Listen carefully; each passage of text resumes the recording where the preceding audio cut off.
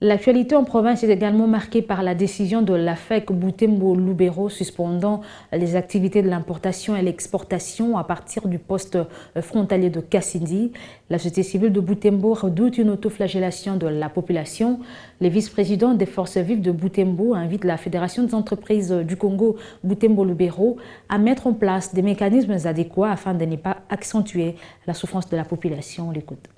S'agissant de l'action, c'est une action que nous saluons, d'autant plus qu'on était en train d'assister vraiment au drame difficile à comprendre. Du coup, l'ennemi voulait faire de ça un rythme pour nous agenouiller davantage, à plus de nous exterminer, cette guerre d'extermination. L'ennemi voulait maintenant saboter notre économie jusqu'à nous réduire à zéro. Et je crois qu'il était mieux qu'on prenne cette décision de suspendre tout mouvement sur cette tronçon, non seulement pour protéger le peu qui nous reste encore et voir comment on peut encore ressusciter l'économie de chez nous, mais aussi pour préserver les vies humaines. S'agissant des conséquences, les conséquences sont là. Évidemment, nous sommes déjà en train de le voir. Il y a notamment hausse du prix des carburants et du gazole à la pompe. Il y a aussi hausse d'autres produits de première nécessité que vous pouvez obtenir par importation. Nous pensons que, aux côtés de cette décision de suspendre les actions, il fallait que notre Fédération des entreprises du Congo, ça veut dire la FEC,